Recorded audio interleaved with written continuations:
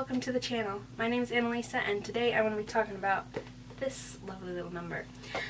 You might notice this is not the hardback version, which is what I would normally have this early on, but I have paperback for all the other books in the Court of Thorns and Roses series, so I wanted them to match, and so I found this one on Amazon. It is the English version, so apparently it's from Bloomsbury, and they apparently have these paperbacks available. I didn't realize when I was buying it that it was from England, but that's why it took so long to get to me, because I thought I was going to get the Amazon 2-day shipping, but no, it took like 15 days. It's very bothersome. But it finally arrived, and I'm very, very happy about it. So, I read this in a day. How many hours?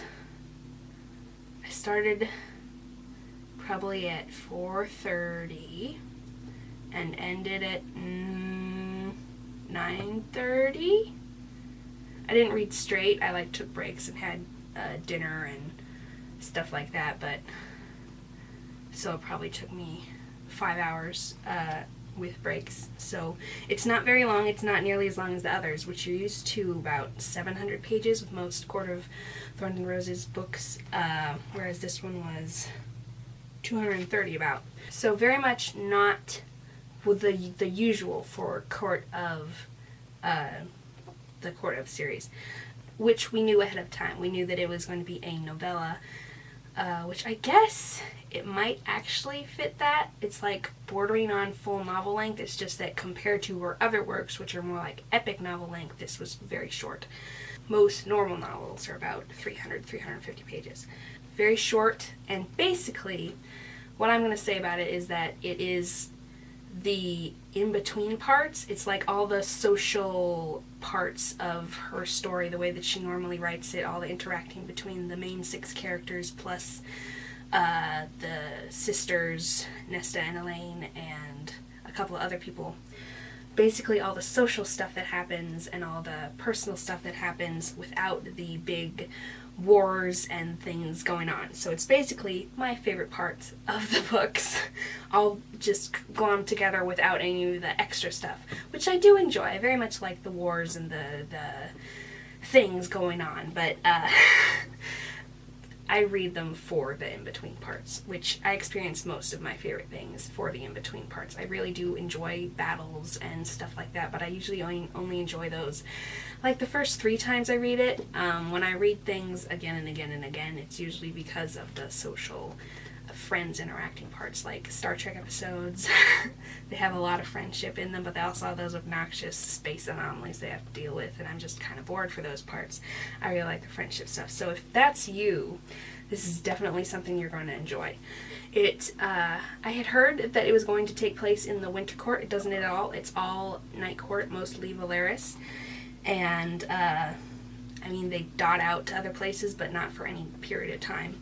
It's basically just a Christmas special type thing. It's the winter solstice and how they celebrate that all together, the 6 of them plus some. And it talks about just all sorts of really delightful, the stuff that you really enjoy about a good Christmas episode. It's all in here. Not too much furthering of the drama between characters. It's very much only working on furthering a couple of things. There's very much there's a lot of PTSD type stuff going on, and it's kind of addressing that and addressing how these characters are going to be recovering from the big nasty war that was very traumatic for all of them, and how things are not being handled very well for one character, and how that's going to, and this is kind of the bridge of explaining how things are not going well with that one character, and how things are going to need to change, and how they're going to be changing as she picks up and goes. I think she's going to write another trilogy, but I'm not really sure exactly how it's going to be formulated. I don't know if it's going to have the main perspective characters still being Feyre and Rysand, or if it's gonna be other characters. This is basically telling us how we get from the end of the war, where things were then, to how things are going to start off with this new series. And there are quite a few sad moments, but they're not nearly as many as the happy moments. It definitely gave me the feels and the dazed afterness when I finished it that all the other Court of things did, and I enjoyed it very much. I actually happened to be having a bit of a depressive episode when I started it, and so this distracted me from that for 5 hours. It came right back afterwards once I wasn't distracted anymore, but this distracted me quite thoroughly, and set me off on my... When I read or watch shows that are very inspiring to me, I tend to get up from where I'm sitting and join them and go for a pace while I think about how stuff in the stories could apply to my own stories and characters, and then come back and enjoy it some more. So this made me do that a lot. It was very inspiring. And I have some feelings on the sex scenes. One sex scene in here. Because of my ace perspective that I was kind of feeling like ranting about when I sat down to film this video, but now I'm just thinking about how much I enjoyed it, and I'm like, nah, I don't have the irritation left in me to film that particular part. So if you'd like to know my feelings on the ones particular to this series, or on love scenes, sex scenes in general, I'm sure I will make a video about that in the future. So, just to let you know, it's really good. Get to see your favorite characters. Not a lot of progress, but it would be a bit jarring to go straight to where I think she's going to go next without having read this. So if you plan to read the next ones that are going to be coming out quite a while from now, because this is brand new, I have to wait so long now. I usually only read series once they've been completed, and then I don't have to wait, but oh my gosh. So definitely a necessary bridge, I think, because I would be very surprised if things went straight from how they ended in Court of Wings and Ruin to how they ended here.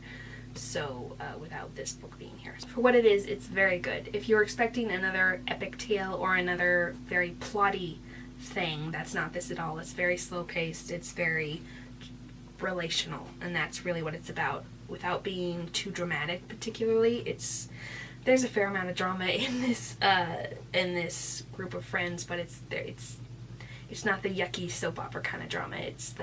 These people have very difficult pasts, and that makes their lives difficult. But there's also a lot of happiness and joy, and it made me very happy. So I hope you pick it up if that's your kind of thing.